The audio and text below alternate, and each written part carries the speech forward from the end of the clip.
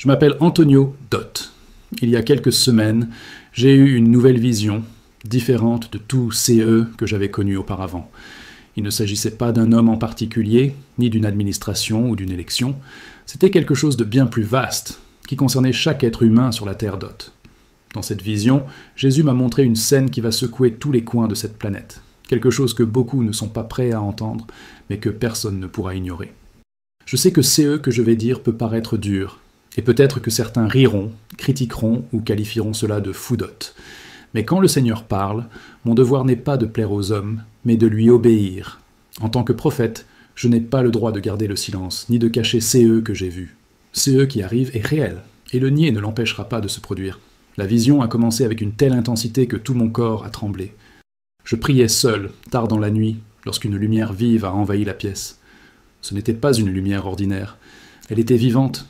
Au milieu de cette lumière, j'ai vu la silhouette du Seigneur Jésus, avec des yeux comme des flammes de feu et un visage empreint d'autorité et de compassion. Il m'a appelé « Francisco, lève-toi, j'ai quelque chose à te montrer. C'est bientôt la fin. Le temps est écoulé. » Mon cœur s'est emballé. Je savais que CE n'était pas un rêve ordinaire. L'atmosphère a changé. Je sentais le poids des mots avant même qu'ils ne parlent. C'était comme si j'étais confronté à une sentence irrévocable. Jésus m'a montré la terre vue d'en haut. L'obscurité commençait à recouvrir les continents. Les gens, paniqués, couraient, mais il n'y avait nulle part où s'échapper. Soudain, j'ai vu les portes se fermer, les magasins se fermer, les routes bloquées. C'était comme si le monde entier avait reçu le même ordre au même moment. Restez chez vous. J'ai compris qu'il s'agissait d'un nouveau confinement. Mais, contrairement à CE que nous avons déjà vécu, celui-ci serait soudain, sans avertissement. Jésus a dit « Cela durera 3 jours ». Et le 4e jour, François, quelque chose se produira qui changera l'éternité pour des millions de personnes. Le 4e jour, j'ai vu le ciel s'ouvrir. Des lumières tombaient comme des éclairs dorés. Des gens étaient soulevés de terre, certains en larmes, d'autres souriant. Leur corps rayonnait.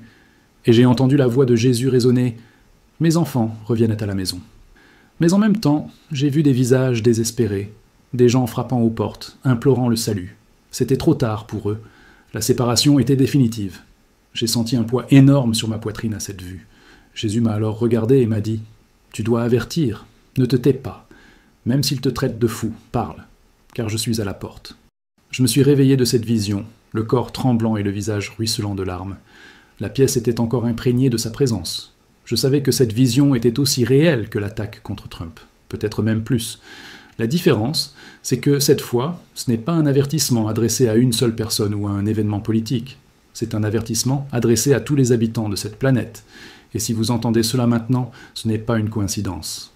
C'est parce que Dieu veut vous préparer. Les 3 jours viendront, le 4e aussi. Et lorsqu'il arrivera, il n'y aura pas de seconde chance. Après avoir repris mon souffle, je suis resté à genoux, demandant à Jésus de m'expliquer ce que j'avais vu. Il a commencé à me montrer des images, comme si j'assistais à une séquence d'événements sur Terre. J'ai vu un ciel changer de couleur, du bleu au rouge et au violet, comme s'il était enflammé. L'air était plus lourd, difficile à respirer. J'ai entendu des sirènes retentir simultanément dans différentes parties du monde, et les gens levaient les yeux, pointant du doigt quelque chose que je ne pouvais identifier immédiatement.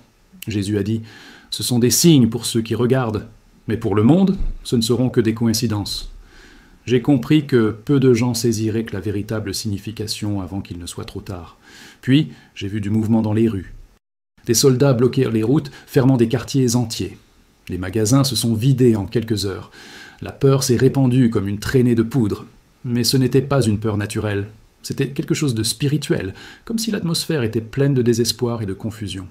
Certains ont couru acheter de la nourriture et de l'eau, d'autres se sont simplement enfermés chez eux. Jésus a dit « Les gens penseront que c'est de leur faute. Mais je vous dis que c'est la permission du Père que ce qui est écrit s'accomplisse. » Mon cœur s'est serré, car je comprenais qu'il n'y avait pas de retour en arrière possible. Le temps pressait. Le 1er jour serait rempli de choc et de confusion. Les gens chercheraient encore à comprendre ce qui se passait. Certains penseraient qu'il s'agissait d'un nouvel exercice de contrôle, comme par le passé. Mais Jésus a dit « Le 2e jour, la peur les gagnera. Les familles seront divisées. Les uns accuseront les autres. L'amour se refroidira. J'ai vu des bagarres dans les rues, des voisins se dénoncer, et un étrange silence régnait dans les villes, comme si tout le monde attendait un malheur. Le 3e jour, le sentiment de lourdeur spirituelle s'est accru. L'obscurité semblait plus dense. C'est alors que j'ai compris. La séparation